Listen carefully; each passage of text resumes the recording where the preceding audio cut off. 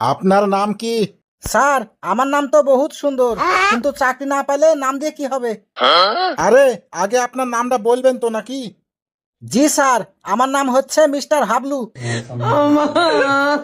আচ্ছা হাবলু সাহেব, নিজের সম্পর্কে কিছু বলেন। স্যার আমি খুব পরিশ্রমী, সময়নিষ্ঠ এবং দায়িত্বশীল।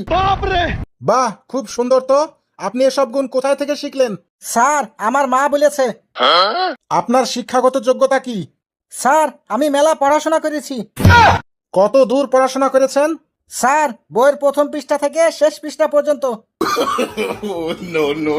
এই, আমি আপনার সার্টিফিকেটের কথা বলছি। সার্টিফিকেট তো আমার স্যার ফাইলে আছে। তা ফাইলটা কতি আপনার? বাড়িতে আছে স্যার। সঙ্গে করে নিয়ে আসেননি কেন? স্যার চাকরি যদি না হয় তাহলে ফাইল নিয়ে এসে লাভ কি? আচ্ছা, মনে করেন আপনাকে অনেক কাজ দেওয়া হলো, আপনি কি পারবেন? অবশ্যই পারবো স্যার। চাপের মধ্যে কাজ করতে পারবেন? জি স্যার পারবো, কোনো ব্যাপার না। কিভাবে পারবেন একটু বলেন তো। বাড়িতে স্ত্রী যখন বিশাল একটা বাজারের লিস্ট ধরে দেয়, তখন আবার পিছন থেকে ডাক দিয়ে বলে একটু এদিকে আসো তো।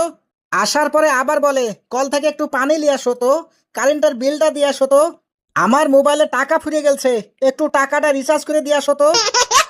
তখন যে চাপ আমাকে সামলাতে হয়, অফিসের চাপ তো কোনো ব্যাপারই না। আপনি কি টিমের সঙ্গে কাজ করতে পারবেন? জি স্যার পারবো। কেমন পারবেন একটু উদাহরণ দেন তো দেখি।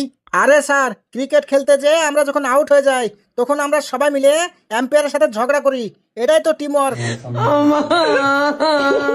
এবার বলেন তো আপনার দুর্বলতা কি? স্যার আমি একদম সোজা সাপটা মানুষ। এটা আবার কেমন দুর্বলতা? আরে স্যার আসল দুর্বলতার কথা বললে তো চাকরি পাবো না। আচ্ছা, আপনাকে কত টাকা বেতন দিলে খুশি হবেন? স্যার আপনি যত টাকা দিবেন আমি তত টাকাই নিব। যদি আপনাকে 15,000 টাকা দিই? স্যার একটু কম কম লাগছে। যদি আপনাকে 25,000 টাকা দিই? তাহলে স্যার আমাকে একটু ভাবতে হবে। তাই নাকি? যদি 50,000 টাকা দিই? স্যার তাহলে কি আমি এখনই কাজে যোগ দিব?